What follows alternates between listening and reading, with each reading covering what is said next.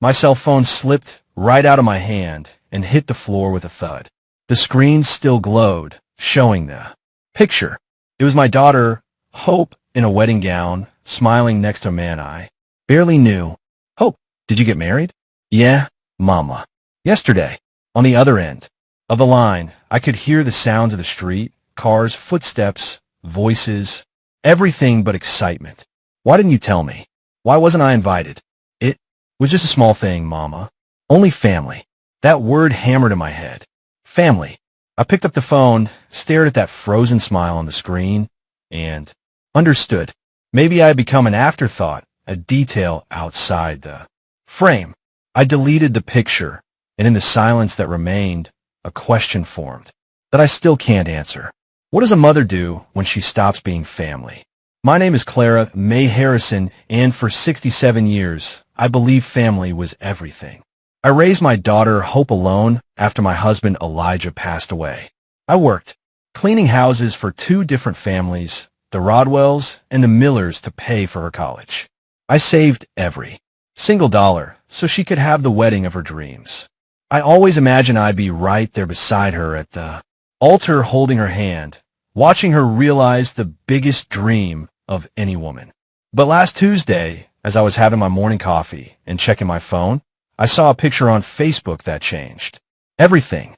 There was Hope in a white dress next to her husband, Devin Hayes. The only people with them were his parents, Franklin and Eleanor Hayes. My eyes scanned every detail of that image. Multiple times, Hope was radiant, smiling like I had never seen her smile before, and the caption read, "Our special day, family complete." Family complete without me. There was no invitation, no conversation, no explanation. I found out my daughter got married the same way any stranger finds news on the internet. My heart broke in a way I hadn't even felt when Elijah passed. Sitting there in my kitchen in Atlanta with the mug shaking in my hand, I realized that the Hope I might no longer exist as a mother, but merely as an inconvenient memory of the past. I called her 3 times that day. They all went straight to voicemail. I sent messages pretending I hadn't seen anything, asking if everything was okay, if she needed anything. The response only came late that afternoon. "I'm fine. Mama, we'll talk later. We'll talk later." As if her own daughter's wedding was a minor issue that could be put off. That night, lying in bed staring at the ceiling, I realized I'd spent my entire life being a mother to someone who no longer needed me. And in that silence of the early morning, a new Clara May began to wake up inside me. Over the next few days, memories came in like ocean waves. I remembered when Hope was 5 years old and got pneumonia. I worked all day cleaning the Rodwell family's home in Buckhead, and sewed at night for the Miller family in Sandy Springs. For 15 days, I barely slept 3 hours a night, taking care of her, driving her to the doctor, buying those expensive medicines. When she finally recovered, she hugged me and said, "Mama, when I grow up, I'm going to get married, and you're going to be the prettiest maid of honor in the world."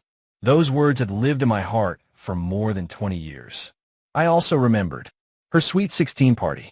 I had been saving for 2 years to throw her a memorable celebration. I sold some jewelry for my marriage.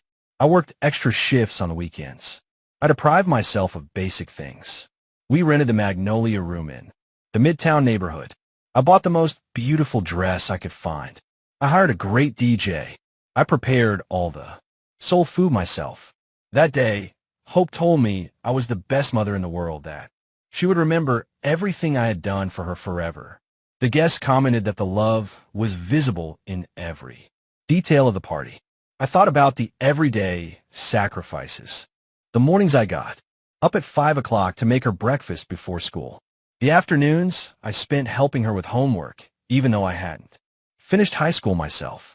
The nights I stayed awake, waiting for her when she was out with friends, worrying about her safety. The Sundays I brought a pot of collard greens and ham hocks to Annie Dolores' house, so Hope could spend time with her father's family.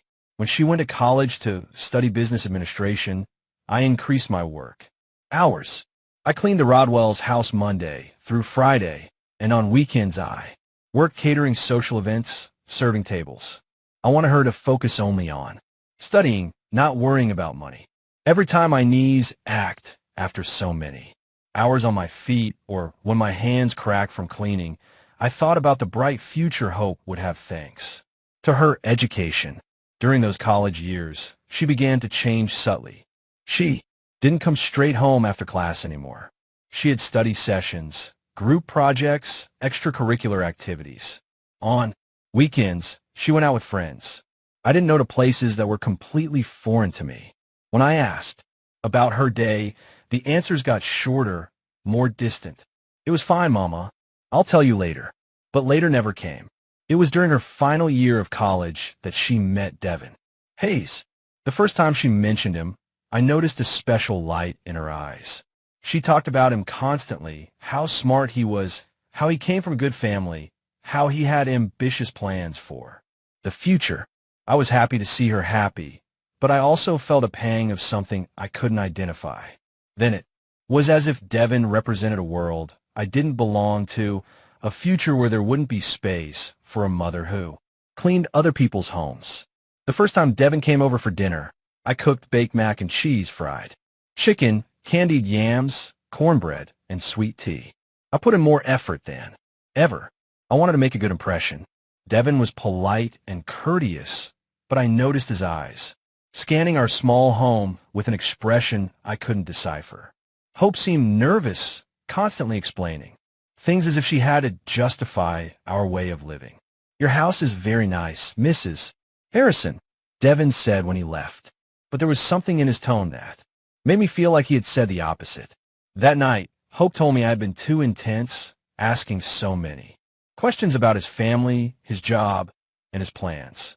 Mama, not everyone is like us, sharing their whole life in the first conversation. That was the first time I felt I was being viewed as a problem to solve. From then on, Devin's visits became less frequent. When he came, the conversations were more superficial, more formal.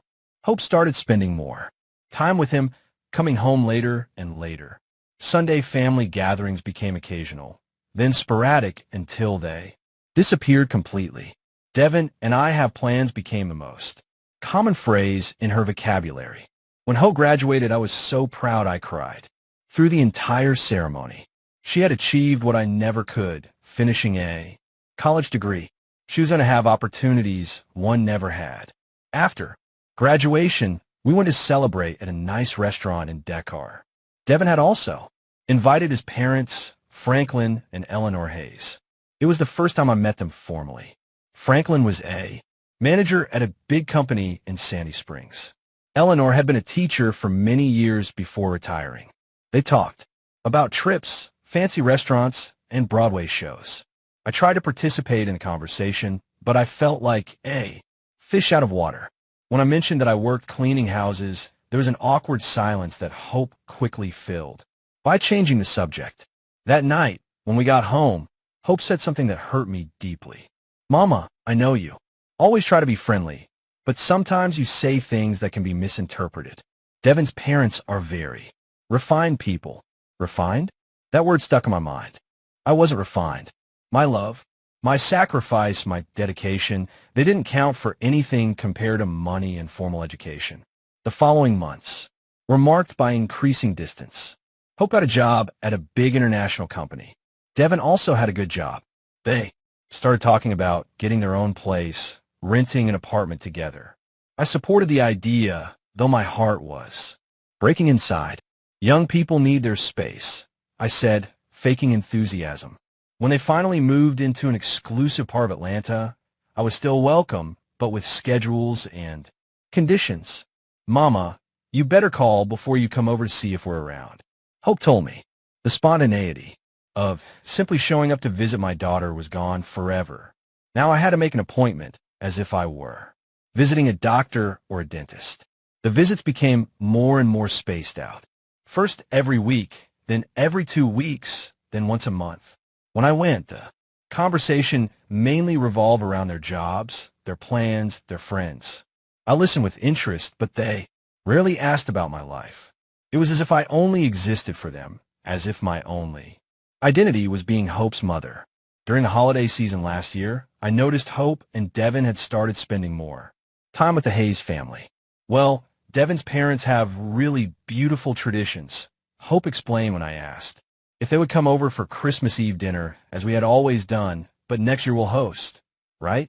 Next year never came, or rather, it came without me. It was in February when Hope told me she and Devin were thinking about getting married.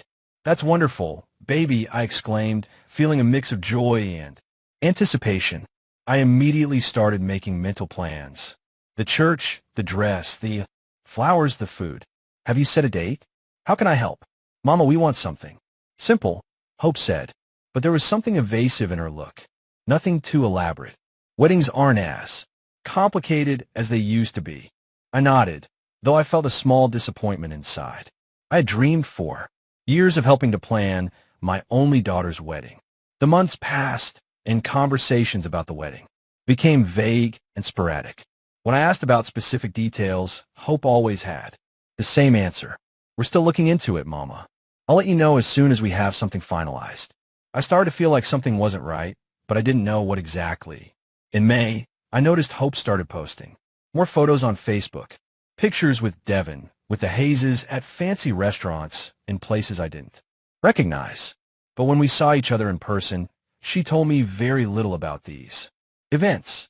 It was as if she had two parallel lives, one she shared with me, and one she lived in secret. It was early June when I started to suspect something was definitely going on. Hope canceled 3 dates in a row to see me, always with excuses about work or urgent commitments. When we finally met, she seemed distracted, nervous. I asked her directly if everything was okay with Devin, if there was a problem. Everything is perfect, Mama, she said, not looking me in the eye. It's just that we're so busy with work and other things. Other things? Those words resonated in my mind for days. What? Other things could be more important than including her mother in her life? The last time I spoke to Hope before discovering the truth was on a Sunday afternoon. I called to invite her to breakfast the following Tuesday. I can't, Mama, she said. I have a very important meeting that morning. That was odd because Tuesday mornings had always been our special time since she was little. It was the only day of the week. I didn't work at the Rodwell's house. How about Wednesday then? I insisted. I don't know, Mama.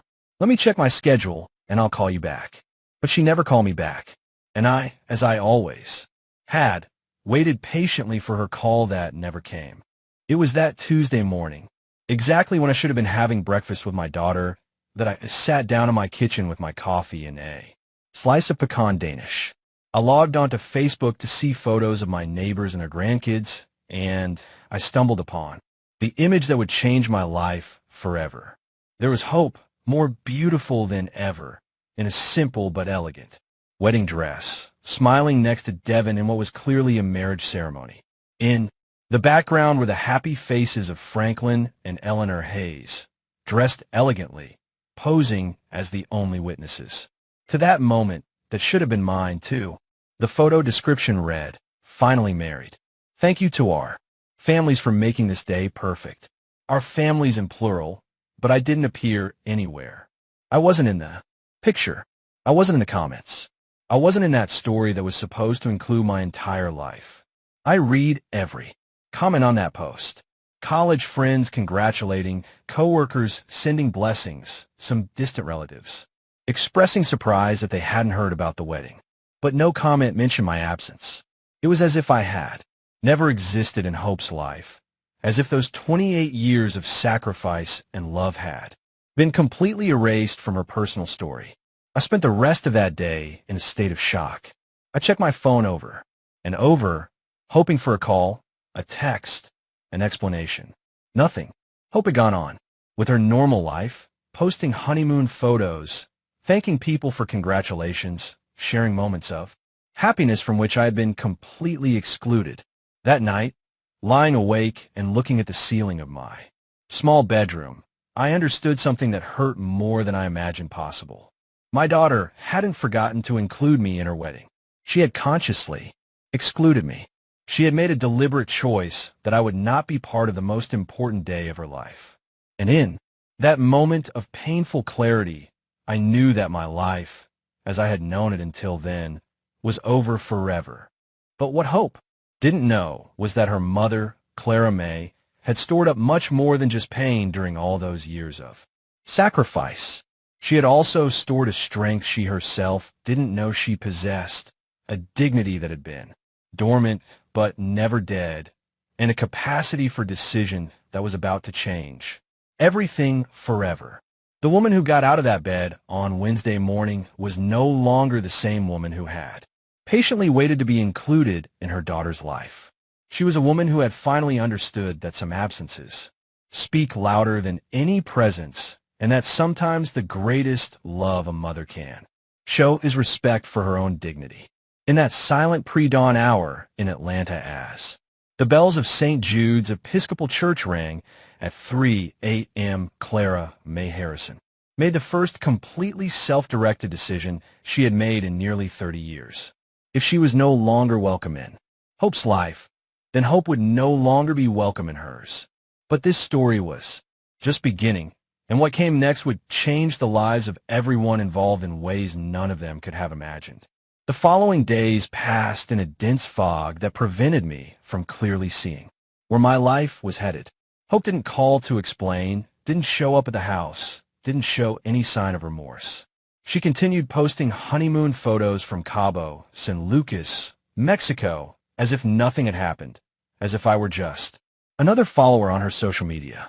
Every new photo was a confirmation that I truly was no longer a part of her life. I tried to keep busy with household chores, with Wednesday Mass at St. Jude's, with talks with Mrs. Eleanor Rodriguez, my lifelong neighbor. But no matter how much I tried to hide it, the pain was always there, causing a deep ache in my chest, like a constant presence that made it hard to breathe. It was while sorting through old papers in the wooden trunk that had belonged to my mother that the memories came rushing back in full force. I found birth certificates, immunization records that I'd kept so carefully, and school report card where Hope always got straight A's. I remembered every sacrifice. The early mornings sewing dresses for ladies in the neighborhood to pay for Hope's English classes. The times I ate nothing but toast and jam so she could have meat on her plate. The birthday gifts I saved for all year to buy. I recalled the time she came home crying because her friends had designer clothes, and I would go to the sweet Auburn Curb Market the next day to buy exactly what she wanted, even if it meant delaying the rent that month. Through all those years, Hope always had an excuse for not fully including me in her life. First, it was her studies, then work, then her boyfriend Devin, who didn't get along with mothers-in-law. I always accepted. I always understood. I always adapted to her schedule, her whims, her decisions. But now looking back, I realized that I had become smaller and smaller in her life, occupying increasingly minimal spaces until I reached the point of not even knowing she was getting married. The Hope I raised, the one I loved unconditionally, the one I always put first, had become a stranger who only shared crumbs of attention with me when it suited her. That Thursday afternoon, as I organized family photos into a shoe box, I found one that made me cry harder than I cried in years. It was from Hope's confirmation ceremony. She was 8 years old. She wore a beautiful white dress that I had asked a local seamstress to make. In the photo, Hope was hugging me tightly and smiling with apure, genuine happiness. I was smiling too, but now I could see in my eyes from that time something I had lost. The certainty that I was loved unconditionally by my daughter. I remembered that day perfectly. I had saved for 6 months for that celebration. I rented the Magnolia Room Hall. I invited the whole family. I prepared barbecue, potato salad, sweet tea, and a huge red velvet cake I specially ordered. Hope felt like a princess, running from table to table, introducing me to everyone as my mama, the most beautiful in the world. That night, when everyone had left, she helped me pick up the dishes and said, "Mama, when I grow up and have my own parties, you're always going to be the most important person. Always." Tears ran down my cheeks as I held that photograph. What happened to that little girl who promised me I would always be the most important person? When did I become so insignificant that I didn't even deserve to be present at her wedding? I continued looking through the photos and found another one that hurt just as much. Hope at 15, the day of her sweet 16 party. We had rented a hall in the Midtown neighborhood. There was a DJ, food for 150 people, and a live band for the waltz. I had worked double shifts for a whole year to give her that party. I cleaned houses by day, babysat children at night, sold sweet potato pies at the farmer's market on weekends, all to see her happy, to give her the celebration she deserved. In that photo, Hope and I were dancing together, mother and daughter, during one of the songs. She had asked me to play a song she called our special song. Mama, you used to sing this to me when I was little and sick, and it always made me feel better, she had told me. I want us to dance to it together so everyone knows how much I love you. Those words echoed in my mind like sounds from another life. How had I gone from being the person who comforted her when she was sick to being someone she was ashamed of in front of her new family?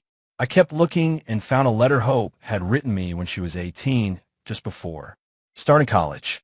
She had written it on pink paper with careful handwriting full of little drawn hearts in the margins. It read, "Dearest Mama, tomorrow I start a new stage in my life. But I want you to know that nothing I achieve will be possible without everything you have done for me. You're my hero, my role model, the bravest woman I know. When I grow up, I want to be a mother like you, loving, sacrificial, who always puts family first. I love you with all my heart, and you will always be the most important person in my life. Your loving daughter, Hope." I read that letter 3 times before I could believe what I was reading. This was the same person who had just excluded me from a most important day of her life. The same one who had promised me I would always be the most important person. I sat on my bed with a letter shaking in my hands and cried like I hadn't cried since the day I buried Elijah. I cried for the girl who wrote those words and for the woman she had become. I cried for all the dreams I had about being the mother of the bride. I cried for all the times I imagined helping her choose the dress, organizing the bridal shower, walking her down the aisle. I cried for the mother-daughter relationship I thought we had, which apparently only existed in my imagination. After the crying came the rage, a rage I had never felt in my 67 years. How dare she treat me like this after everything I had done for her? How could she be so cruel, so ungrateful? I had sacrificed my youth, my social life, my own dreams, all for her. I had worked until my bones ached so she could have opportunities one never had. And this was how she repaid me, with humiliation, exclusion, and oblivion. But after the rage came something worse, shame. I started asking myself if somehow it was my fault. Had I been too intense, too clingy, too unsophisticated for Hope's new, refined life? I remembered the faces of Franklin and Eleanor Hayes when they met me. That subtle expression I hadn't been able to interpret then, but that I now understood clearly. Pity mixed with discomfort. To them, I was the embarrassing mother-in-law who had to be tolerated, not accepted. I got up from the bed and looked at myself in the vanity mirror. There was Clara May Harrison, 67 years old, gray hair, hands rough from so much work, wrinkles around my eyes that spoke of years of worry. I wasn't elegant like Ella Laner Hayes. I hadn't traveled the world. I didn't speak any other languages. I didn't know about fine wines or theater. I was a simple woman who had done the best she could with what she had. But did that make me less valuable? Did that justify my own daughter treating me like I didn't exist?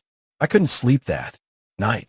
I stayed awake thinking about all the signs I had ignored, all the moments I should have realized I was losing my daughter, the family dinners that became sporadic, the phone calls that got shorter, the visits that required prior appointment. Everything had been gradual, so subtle that I hadn't realized I was being systematically excluded from Hope's life. On Friday morning, I decided to call my sister, Annie Rosa, who lives in Birmingham, Alabama. I need to talk to someone, vent, ask for advice. Auntie Rosa had always been the most direct of my sisters, the one who told things straight. She got married without telling you, Auntie Rosa shouted when I told her what had happened. That girl is crazy. How can a daughter do that to her mother? I told her the whole story from the first changes in Hope's attitude to the discovery of the wedding on Facebook. Auntie Rosa listened without interrupting, which was rare for her. Clara May, she finally said in a serious voice, I always told you that you gave too much to that girl. You spoiled her since she was little. You put her on a pedestal, and now you see the consequences. Kids need boundaries.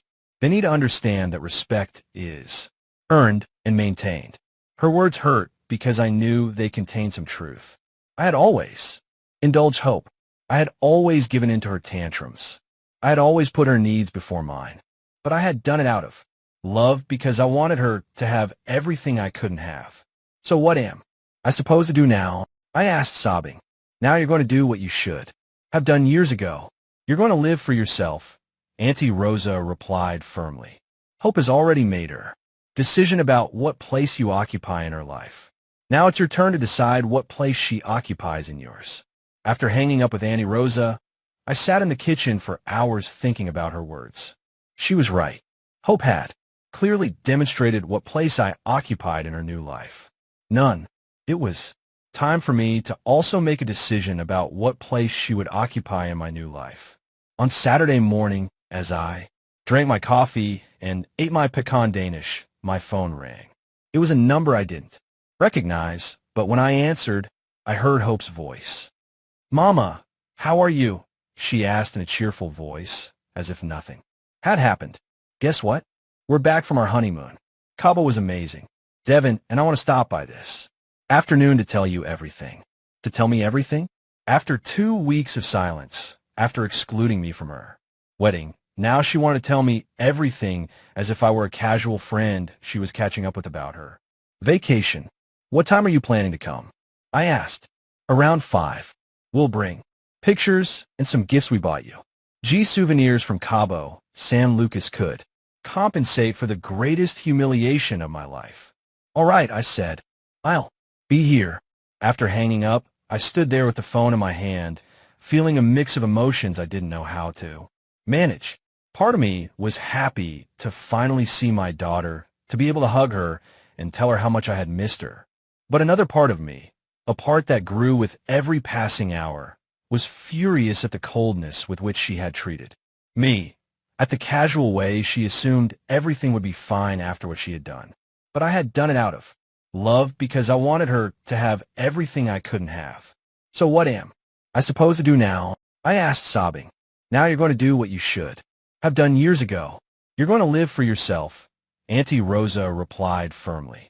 Hope has already made her decision about what place you occupy in her life. Now it's your turn to decide what place she occupies in yours. After hanging up with Auntie Rosa, I sat in the kitchen for hours thinking about her words. She was right. Hope had clearly demonstrated what place I occupied in her new life. None. It was time for me to also make a decision about what place she would occupy in my new life. On Saturday morning, as I drank my coffee and ate my pecan Danish, my phone rang. It was a number I didn't recognize, but when I answered, I heard Hope's voice. Mama, how are you? She asked in a cheerful voice, as if nothing had happened. Guess what? We're back from our honeymoon. Cabo was amazing. Devin, and I want to stop by this afternoon to tell you everything. To tell me everything? After 2 weeks of silence, after excluding me from her wedding, now she wanted to tell me everything as if I were a casual friend she was catching up with about her vacation. What time are you planning to come? I asked. Around 5. We'll bring pictures and some gifts we bought you. G souvenirs from Cabo, San Lucas could compensate for the greatest humiliation of my life. All right, I said. I'll be here. After hanging up, I stood there with the phone in my hand, feeling a mix of emotions I didn't know how to manage. Part of me was happy to finally see my daughter, to be able to hug her and tell her how much I had missed her. But another part of me, a part that grew with every passing hour, was furious at the coldness with which she had treated me, At the casual way, she assumed everything would be fine after what she had done. Very intimate, very private, just us and Devon's parents as witnesses. Just them and Devon's parents, as if I didn't exist, as if 23 years of raising her didn't give me the right to be there. And why didn't you tell me anything? I finally asked, my voice trembling. Hope sighed and put on the face she used to make when she was a child, caught doing something wrong. Mama, it all happened so fast. You know how those bureaucratic things are. Suddenly, the date came up and we decided not to complicate things. Besides, I never liked big parties. It was a lie. Hope had always loved big parties. Her sweet 16, her graduation, all the celebrations we had. Sure to have been with lots of guests, lots of food, and lots of joy. But now, for her wedding, she had decided she wanted an intimate affair that didn't include me. But Mama, Hope continued in a syrupy voice, that's why we came today, to celebrate with you. Look at all the gifts we brought you. She pulled out a bag full of typical souvenirs from Cabo, a ceramic ashtray, some seashells, a t-shirt that read, I love Cabo, some coconut candies, gifts they had probably bought at the airport. Thinking, oh, we have to bring something back for Hope's mom. Thank you, baby, I said, feeling like each gift was a slap in the face disguised as kindness. We spent 2 hours talking about the honeymoon, the places they visited, the fancy restaurants where they ate, the activities they did. It was like looking at vacation photos of strangers. I nodded, smiled, and asked appropriate questions. But inside, I felt like something was breaking for good. When they left after vague promises to see each other soon and an invitation to see the new apartment, I was left alone in my living room, surrounded by the cheap souvenirs, feeling the weight of the silence they had left behind. That night, as I stored the gifts in a drawer where I knew I would never see them again, I made a decision that would change everything. If Hope could live without including me in the important moments of her life, then I could also learn to live without including her in the important moments of mine. And in that silence of the early morning, with my heart still hurting, but with a new determination growing inside me, I started planning the first step of my new life. A life where I was the protagonist, not just the sacrificial mother waiting for crumbs of attention. The Clara May who had waited all her life for others to decide her place in the world died that night. The one who would wake up the next day would be a completely different woman. A woman who had finally understood that respect is taught by example, and that sometimes the greatest love a mother can show is love for her own dignity. Sunday dawned with a clear sky that completely contrasted with the storm I carried inside. I got up earlier than usual at 5 a.m., and for the first time in weeks, I didn't feel that heaviness in my chest that had accompanied me since I discovered the wedding. In its place was something different, a cold clarity I had never experienced before. It was as if during the night I had gone through a silent transformation, as if the Clara May who had waited all her life for others to define her place in the world had finally awakened from a very long sleep. I made my black coffee, stronger than usual. I needed my mind to be completely clear for what I was about to do. He sat down at the kitchen table where I had eaten breakfast for the last 15 years, where I had waited for so many calls from Hope that never came, where I had planned special meals for visits that were canceled at the last minute. But this morning, that table no longer represented waiting or disappointment. It represented the place where Clara May Harrison was going to make the most important decision of her life. I took out an old notebook where I used to write down Hope's doctor's appointments when she was little, important school dates, and her friend birthdays. Now I was going to use those yellowed pages to plan something completely different. My definitive exit from a life where I was no longer welcome.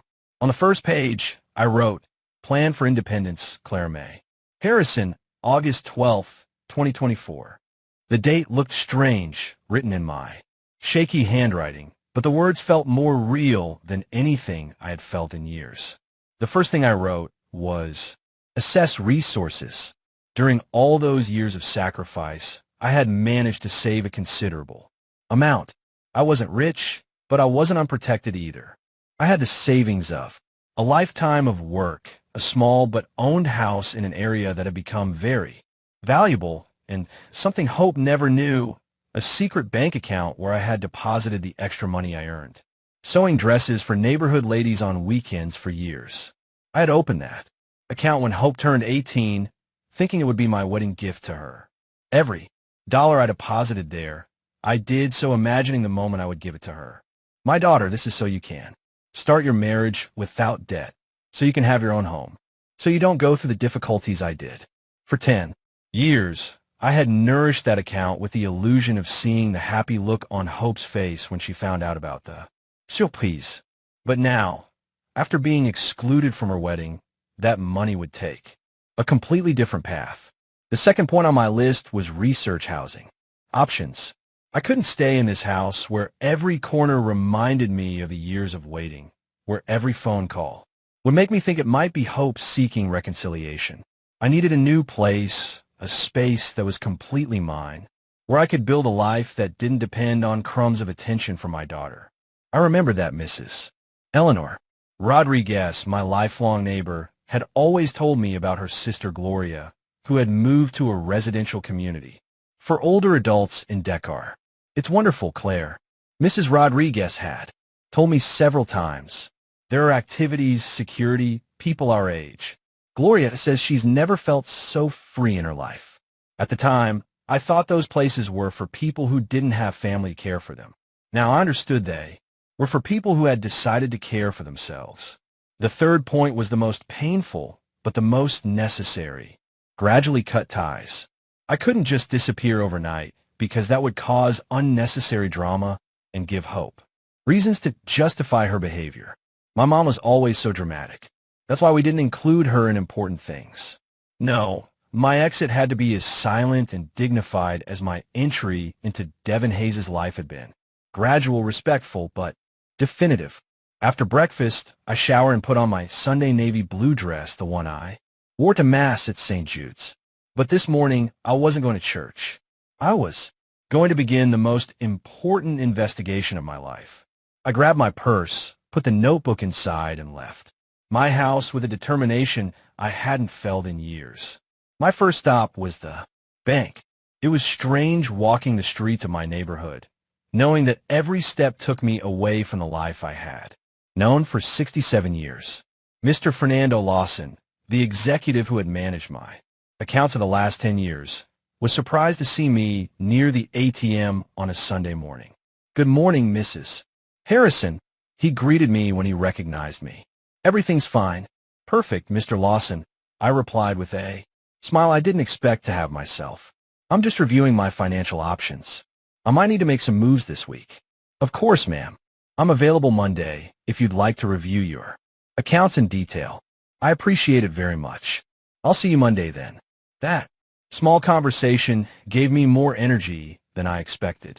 For the first time in years, someone spoke to me like a person, capable of making important financial decisions, not like an old lady who needed others to manage her money. From there, I went straight to Decatur to the residential community Mrs. Rodriguez had mentioned. It was called the Legacy at Peachtree, and as soon as I got off the bus, I could see why my neighbor's sister liked it so much. It was a beautiful, clean place with well-kept gardens and an atmosphere of tranquility I hadn't felt in years. The receptionist, a very kind woman named Patricia, welcomed me with a genuine smile when I explained I was interested in seeing the facilities. "I'm glad you came," she said enthusiastically. "We just happen to have 2 very nice apartments available. Would you like a full tour?" For the next 2 hours, Patricia showed me every corner of the Legacy at Peachtree. The apartments were small, but comfortable, perfect for one person. They had a living dining room, 1 bedroom, a full bathroom, and an equipped kitchenette. What I liked most was the balcony overlooking the gardens, where I could imagine myself drinking my coffee in the mornings and watching the sunset in the evenings. "We have lots of activities," Patricia explained as we walked through the common areas. "On Mondays, we have a yoga class. Tuesdays are for knitting and crafts. Wednesdays are Mass in the internal chapel. Thursdays are ballroom, dancing, and Fridays are movie nights." On weekends, we organize excursions to different places. Savannah, Charleston, Asheville. Every activity she mentioned sounded like something I might enjoy, things I had never done because I was always waiting for Hope's schedule availability. And are the people who live here happy? I asked. Look, Mrs. Harrison, Patricia told me honestly, most of our residents come here after complicated family situations. Some have lost their partners. Others have children who live far away. Others simply decided they wanted to live with more independence. At first, many arrive sad, nostalgic, but after a few months, you see them and they seem like different people. Happier, more active, more, how should I put it, more alive. Her words resonated deeply with me. More alive. How long had it been since I truly felt alive? How many years had I spent simply existing, waiting for my daughter to include me in her life? What were the requirements to live here? I asked. Patricia explained the whole process. I had to be over 60 years old. Check, have stable income to cover the monthly fee. I had savings for several years and pass a basic medical evaluation to ensure I could live independently. My health was excellent. The monthly cost included maintenance, security, activities, and basic utilities. It was a considerable amount, but perfectly manageable with my savings. How long does the admission process take? I asked. If you bring all the documents this week, we could have everything ready in 2 weeks, Patricia replied. Are you interested in any of the apartments you saw? I looked again toward the balcony of the apartment I liked most, the one that faced the garden, where I had seen several residents chatting animatedly under the shade of a big tree. In that moment, I made a decision that surprised even me with how quick and clear it was. I'll take the one with the balcony facing the gardens, I said without hesitation. Excellent decision, exclaimed Patricia. That's one of the most requested. Here's the list of documents you need to bring and the contract for you to review carefully. I returned home that afternoon with a feeling I hadn't experienced in years. Genuine hope. Not the hope that hope would change. Not the hope that things would go back to how they were. But the hope of a new life that depended solely on my own decisions. That night, instead of watching TV as I did every Sunday, I dedicated myself to organizing my documents, birth certificate, proof of income, bank statements, identification. It was strange preparing paperwork to start a new life at 67, but every document I organized made me feel more certain of my decision. On Monday morning, I went to the bank exactly at 9 a.m. when they opened. Mr. Fernando Lawson greeted me with the same professional courtesy as always. But when I explained that I needed to make some major moves in my accounts for a personal investment, I noticed a respect in his eyes that I hadn't seen before. Mrs. Harrison, I'm delighted to hear you're making proactive financial decisions, he said, as he reviewed my bank statements. I see you've been very disciplined with your savings all these years. You have very solid resources. Hearing those words filled me with a confidence I didn't know I had. For so many years, I had lived with the mindset that I was a person of limited resources, someone who depended on the charity of others. But the reality was that I had worked hard, saved diligently, and built a solid financial foundation without anyone's help. I need to make a significant transfer to my checking account, I explained, and I also want to know about safe investments that give me monthly income.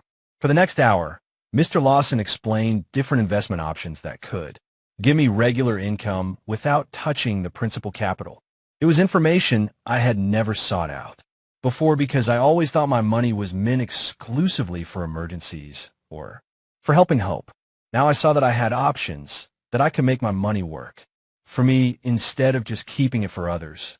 From there, I went directly to the office of Mr. Michael Sanders, a lawyer Mrs. Rodriguez had recommended to me years ago when I had trouble with some house documents.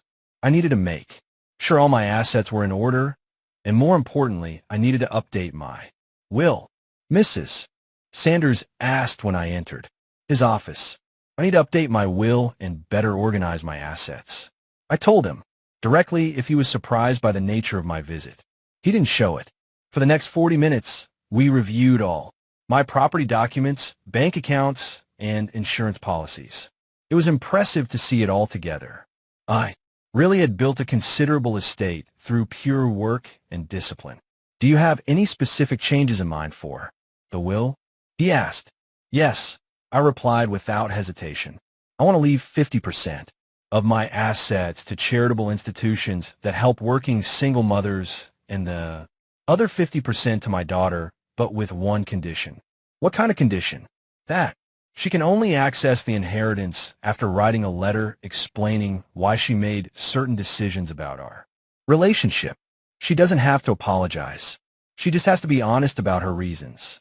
That letter must be delivered to you as a witness, but she must write it even if I'm no longer here to read it. Mr. Sanders wrote everything down carefully. That's a very thoughtful condition, Mrs. Harrison. It gives her an opportunity for reflection without forcing a reconciliation. Exactly, I confirmed. I'm not looking for revenge, Mr. Sanders. I'm looking for her to understand that actions have consequences, even the actions of children towards their parents. When I left the lawyer's office, I felt like a completely different person. I had taken total control of my financial situation, secured my future, and established clear boundaries for my relationship with Hope. Even after my death, the following days passed in a flurry of activity that kept me busy and focused. I hired a moving service to assess my belongings. I decided to keep only the essentials: clothes, some small furniture, important photos, objects with real sentimental value. Everything else would be donated or sold. The hardest part was deciding what to do with Hope's things that I still kept in her room. School trophies, books, clothes she had left when she moved out. I finally decided to carefully pack everything in labeled boxes and leave them in a storage unit I rented near her apartment. If she ever wanted them, she could pick them up. If not, eventually. During that week, Hope called me twice. The conversations were courteous but distant on both sides. She told me about her new job, her plans to decorate the apartment, the dinner she had with the Hazes. I listened politely, asked appropriate questions, but I didn't share anything about my own plans. For the first time in years, I had important secrets that did not include my daughter. Is everything okay, Mama? She asked on the second call. You sound different. Everything is perfect, baby, I replied with complete honesty. I'm just organizing some things at the house. You know how it is. Do you need help with anything? The question would have thrilled me before. Now it simply confirmed that Hope still saw me as someone who needed help, not as someone capable of solving her own problems. No, thank you, baby. Everything is under control. On Friday of that week, I got the call from Patricia at the Legacy at Peachtree. My application had been approved, and I could move in the following Monday, if I wanted. That night, alone in my house, surrounded by packed boxes and furniture covered with sheets, I didn't feel sadness or nostalgia. I felt something I hadn't experienced in decades, the excitement of starting something new. On Saturday morning, as I had my last coffee at the kitchen table where I had planned so many special meals for Hope, my phone rang. It was her. Mama, Devin, and I want to invite you to dinner tomorrow, Sunday. We're going to try out the new dining room at the apartment. It was the invitation I had waited for months. They finally wanted to include me in something, show me their new home, treat me like a part of their life. But it was too late. Oh, baby, that's a shame, I replied in a serene voice. I already have plans for tomorrow. Plans with who? With some new friends. We're going on a little day trip to Lake Lanier. It wasn't a lie. The residents of the Legacy at Peachtree had a trip scheduled for Sunday, and I had already signed up. But Mama, we can change it to another day. It's important to us that you see our home. Thank you, baby. But I'm already committed. Maybe another time when I have more time. There was a long silence. On the other end of the line, Hope was not used to me having plans that didn't involve waiting for her. Well, okay. We'll organize something later. Sure, baby. Have a wonderful dinner. When I hung up, I stayed seated in that familiar kitchen for the last time, smiling with deep satisfaction. For the first time in my life, Hope had to adjust to my schedule instead of me adjusting to hers. It was a small change, but it symbolized a much bigger transformation. Clara May Harrison had stopped being a woman waiting to be included and had become a woman who had her own life, her own plans, her own happiness. On Sunday night, after returning from a beautiful day trip to Lake Lanier, where I had met 3 lovely women who would become my new neighbors, I packed my last personal belongings. The move would be early Monday, and by noon, I would be settled in my new home. That last night in the house where I had raised Hope, I didn't cry or feel nostalgic. Instead, I felt a deep gratitude towards the woman I had been and a genuine excitement for the woman I was becoming. I had made the bravest decision of my life, choosing my own happiness over waiting for the approval of others. Early Monday, as the movers loaded my few belongings, I looked one last time at every room in the house. In Hope's bedroom, now completely empty, I whispered a silent farewell. Thank you for teaching me that true love sometimes means knowing when to walk away. The Clara May who walked out of that house that Monday morning was a completely new woman, a woman who had learned that dignity is not negotiable, that respect is taught by example, and that it is never too late to start over when you make the right decision. As the moving truck drove away toward Dekar, toward my new life at the Legacy at Peachtree, I sat in the passenger seat, smiling toward the future. For the first time in 67 years, I didn't know exactly what awaited me, and that uncertainty felt like the most beautiful freedom in the world. My first week at the Legacy at Peachtree passed like a beautiful dream I didn't want to wake up from. Every morning, I woke up in my new cozy apartment, made my coffee in the kitchenette that was entirely mine, and went out onto the balcony to look at the gardens where I had already identified my new neighbors. There was Mrs. Mercedes, 72, who had been an elementary school teacher for 40 years. Mrs. Delaner, 69, who had worked in a government office and had fascinating stories of her youth, and Mr. Alexander, 75, a widower like me, who had been a carpenter and now made small furniture to give as gifts to his new friends. It was strange to feel part of a group where I was valued for who I was not, for what I could do for others. At community meals, my new friends asked me about my life, my opinions, my plans. No one saw me as somebody's mother or the awkward mother-in-law. I was simply Clara May, a woman with her own stories, her own dreams, her own personality. On Wednesday of my first week, I participated in the knitting class led by Mrs. Eleanor Rodriguez, an elegant 74-year-old woman who had been a dress maker in her youth. While embroidering flowers on napkin, I realized I hadn't done anything purely for pleasure in years without thinking about whether Hope would like it or if it would be useful for the house. You know what, Claire? Mrs. Rodriguez said as she checked my work. You have a great hand for this. You should come to every class. It was a simple compliment, but it touched my heart. How long had it been since I received recognition for something I had done well? In my previous life, my achievements were always measured by how much they helped Hope. Now, for the first time, someone valued my work for its own sake. Thursday was my first ballroom dancing class. Mr. Alexander Davis, a very distinguished 76-year-old man who had been a physical education teacher, led the classes with contagious patience and joy. At first, I was embarrassed because I hadn't danced in decades. But Mr. Davis reassured me. No one judges here, Claire, he said with a kind smile.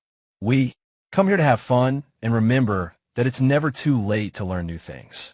During that class, I danced the cha, the waltz, and even a little salsa. I laughed harder than I had laughed in years. My classmates applauded when I managed a difficult step, helped me when I got confused, and made me feel like I was part of a real family, a family that had chosen me, and that I had chosen too. That night, as I ate dinner alone, in my apartment, but without feeling lonely, my phone rang. It was Hope. Mama, where are you? She asked, her voice frantic. I went to the house, and it's completely empty. The neighbors said you moved out. What's going on? Her voice had a mix of confusion and panic that I hadn't heard since she was little and got lost at the market. For a moment, my maternal instinct wanted to reassure her immediately, explain everything, assure her that I was fine. But the new Clara May, who had emerged in these last few weeks, kept her composure. I'm doing very well, baby, I replied in a serene voice. I moved to a place more suitable for my age. More suitable? What does that mean? Why didn't you tell me anything? Because they were personal decisions that didn't require your approval, I said firmly, but without aggression. There was a long silence on the other end of the line. Hope was not used to me making important decisions without consulting her, even though she had been making hers for years without consulting me. Where are you living now? In a place where I'm happy, baby, that's what matters. Mama, you're scaring me. This isn't normal for you. Are you mad at me about something? The question would have disarmed me before. I would have rushed to explain that I wasn't mad, that I loved her, that I just wanted us to be happy together. But now I saw that question for what it really was, an attempt to return to the old dynamic where I was responsible for managing her emotions. I'm not mad, Hope. I'm living my life. What does that mean? It means I finally understood that I have the right to make my own decisions, to have my own plans, to be happy without depending on the approval of others. Another silence. I could imagine Hope on the other end, try to process this version of her mother she didn't know. Can you tell me where you are? Devin and I are worried. Devin and I. It was always Devin and I, as if they were a single entity making joint decisions about my life. But there was something in Hope's tone that was different. For the first time in a long time, she seemed genuinely worried about me, not just annoyed because I wasn't available when she needed me. I'm at the Legacy at Peachtree in Dakar. I finally told her. It's a very nice residential community for people my age. A retirement home? The word bothered me, but it didn't surprise me. To Hope, any place where older people lived was automatically a retirement home. No, baby. It's a place where I live, independently, but with the company of people who are at the same stage of life as me. I have my own apartment, my own activities, my own social life. Social life. There was genuine surprise in her voice, as if she had never considered that I could have a social life independent of her. Yes, Hope. I have new friends, activities I enjoy, plans that don't include waiting for you to have time for me. The words came out, more direct than I had planned, but I didn't regret saying them. It was time for Hope to understand the consequences of her decisions. Mama, we have always had time for you. Did you really have time to include me in your wedding? The silence that followed was long and heavy. It was the first time I had directly mentioned the wedding exclusion, and we both knew it was the elephant in the room that had been present in all our subsequent conversations. Mama, I already explained that it all happened so fast that it was a very simple thing. Hope, I interrupted her with a firm but calm voice. I'm not interested in hearing any more excuses. What happened happened. I'm not looking for apologies or explanations. I just want you to understand that decisions have consequences. What kind of consequences? The consequence that I finally understood that I'm not a priority in your life, and I've decided that you won't be a priority in mine either. The words came out with a clarity that surprised me. There was no anger in my voice, no resentment, only a quiet honesty that made me feel freer than I'd felt in years. Does that mean you don't want to be my mother anymore?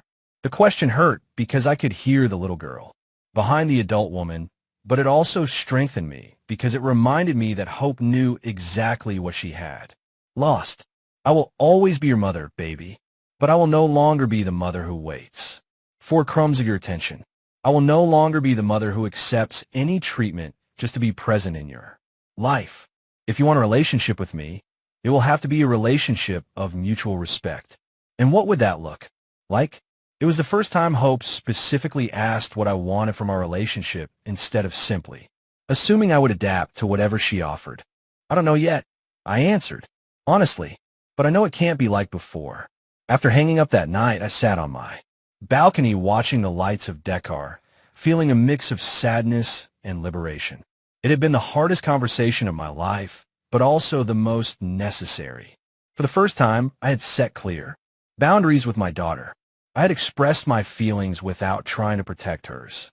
I had placed my dignity above my desire to keep the peace. The following days passed without news from Hope, and for the first time, her silence did not cause me anxiety. I was too busy discovering my new life to worry about interpreting her lack of communication. On Friday, I participated in the weekly excursion to downtown Atlanta, where we visited the Georgia State Capitol and ate at a traditional soul food restaurant near Centennial Olympic Park. On Saturday, I went to the yoga class for the first time in my life and discovered that my body was more flexible than I thought. On Sunday, after Mass at the chapel at the Legacy at Peachtree, I was returning to my apartment when Patricia, the receptionist, stopped me. "Mrs. Harrison, you have visitors," she said with a smile. "A young couple who stay there. Family." My heart sped up a little, but not with the anxiety of before. It was more curiosity to see what Hope and Devin wanted. I found them in the visitors' lounge, sitting together on one of the elegant sofas. Hope looked nervous, almost fragile, very different from the confident, successful woman she had been in our last encounters. Devin looked uncomfortable, as if he would rather be anywhere else. "Mama," Hope said, standing up when she saw me. "Thank you for seeing us." It was strange that she thanked me for seeing them, as if she finally understood that she could no longer simply appear in my life uninvited. "Have a seat," I said, taking the chair across from them. "How are you?" "We're fine," Hope replied, though her voice suggested otherwise. "We wanted to come and see where you're living to make sure you're comfortable." I looked around the visitors' lounge with its elegant furniture, its well-kept plants, its large windows that let in a lot of natural light. Then I looked at them, this young couple who had come to make sure I was comfortable, as if they had any right to approve of my life decisions. "As you can see, I'm very comfortable," I said with a genuine smile. "This place is perfect for me." "Yes, it looks very nice," Devin admitted, speaking for the first time. "It must be expensive, though." There it was. The real concern, not my happiness or my comfort, but how much of their inheritance I was spending. "Fortunately, I can pay for it without problems," I replied calmly. "It turns out I worked and saved more than you knew." I watched as Hope and Devin exchanged a quick glance. It was obvious they had talked about my financial situation before coming. "Mama, we don't want you to run out of money by living in a place like this," Hope said in a worried voice. "Why would I run out of money?" I asked with genuine curiosity. "Well, you always told us you had to watch every dollar. That money didn't go very far." It was true. For years, I had told them that. But what I never explained was that it didn't go far because I constantly prioritized their needs over mine. Because I saved money for their emergencies instead of spending it on my own comfort. "It's true that I watched every dollar," I confirmed, "but it was because I was saving for you to be able to help you when you needed it. Now that it's clear you don't need my help, I can use my money for my own happiness." "What do you mean we don't need your help?" Devin asked in a tense voice.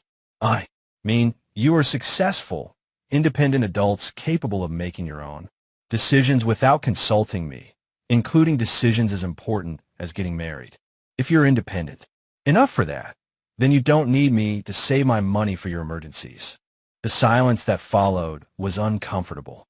I could see how they processed the logic of my words, how they realized they couldn't have both. Total independence from me when it suited them and access to my resources when they needed them. "Mama," Hope said finally, her voice softer. "Are you very angry with me?" It was the question of a child, not an adult. And for the first time since the wedding, I felt a little compassion for her, but it was a different kind of compassion, not the blind compassion that had led me to excuse her behavior for years. "I'm not angry, baby," I told her. "Honestly, I am disappointed. I am sad. But above all, I am at peace. At peace. At peace with finally understanding who I am beyond being your mother. At peace with having discovered that I can be happy without depending on your approval or your attention." Hope remained silent for a moment, and I could see tears starting to form in her eyes. "Does that mean you don't love me anymore?" It was the question I had been waiting for, and I had the answer ready. I love you more than you can imagine. Hope. But I've learned that loving someone doesn't mean allowing them to disrespect you. I've learned that true. Love includes boundaries, includes dignity, includes mutual respect. And what can we do to fix this? Devin asked, speaking for the first time as if he truly cared about the answer. I looked at both of them. This young couple who had come to fix the situation, probably hoping that with a visit and a few apologies, everything would return to normal. There's nothing to fix, I said calmly. I'm not broken. I'm not sick. I'm not acting out of spite. I'm simply living the life I deserve to live. But can we still be family? Hope asked, her voice trembling. We will always be family, I assured her, but it will be a different kind of family. One where we respect each other, where we include each other in the important things, where we treat each other as equal adults. How do we know what you expect from us? Devin asked. It was a practical question, and I appreciated his honesty. Hope knows how to treat me with respect, I replied, looking directly at my daughter. She did it for many years when she was younger. She just needs to remember how to do it. Hope nodded slowly, as if finally understanding that there was no quick fix, that she would have to do real work to rebuild our relationship. Can we call you sometimes? She asked in a small voice. Of course, I said, but I won't be available every time you call. I have my own life now, my own activities, my own commitments. It was strange saying those words. For 67 years, I had never had commitments I couldn't cancel for Hope. Now I had knitting classes, excursions, dinners with friends, a social life that was important to me. When they left that afternoon, after vague promises to maintain better communication and do things differently, I stayed seated in the visitor's lounge for a while longer, processing what had happened. There had been no dramatic reconciliation, no tears of remorse, no promises of immediate change. But there had been something more valuable. Recognition. For the first time, Hope had recognized that she had treated me poorly, that she had made decisions that hurt me, and that she would have to make a real effort if she wanted a relationship with me. That night, during the community dinner in the dining hall at the Legacy at Peachtree, my new friends asked me about my visitors. Everything okay with the family? Mrs. Mercedes asked with genuine concern. Everything is exactly as it should be, I replied with a smile. For the first time in years, everything is exactly as it should be. And it was true. I didn't know if Hope and I would ever have a close relationship again. I didn't know if she would truly change or if she would simply learn how to manage me better. But I knew that I had changed forever and that no matter what happened to our relationship, I would be fine. The Claire who had waited for years for her daughter to include her in her life had died forever. In her place, a woman had been born who knew her worth, who had her own dreams, who was capable of being happy with or without the approval of others. And that transformation, painful as it had been, was worth more than any reconciliation that required me to return to being the small, subservient woman I had been before. For the first time in my life, I was free, and that freedom felt like the most beautiful gift I had given myself. Today, 6 months later, I wake up every morning in my small but cozy apartment. I look out the window and see a different world. It's not a world without pain, but it's a world where I choose who is part of my story. I tend to my plants on the patio. I read the books I always wanted to read. I frequent the new chapel where no one knows me as Hope's mother. I am simply Clara May Harrison, a 67-year-old woman who is learning to live for herself after decades of living exclusively for others. Sometimes I get calls from unknown numbers that I know, or Hope trying to reach me through other people's phones. I hear her voice on the answering machine, always crying, always apologizing, always promising she will change. But some exclusions cause pain too deep to be healed just with words. Some rejections are too final to be forgiven with simple remorse. Hope had the opportunity to include me in the most important moment of her life, and she chose to leave me out. Now I choose to leave her out of my new life. During these months, I've learned that the loneliness I feared doesn't exist when you live in peace with yourself. My days are filled with activities that nourish my soul. Knitting classes with Mrs. Rodriguez, Thursday dances with Mr. Davis, weekend excursions where I discover parts of Georgia and the South that I had never visited.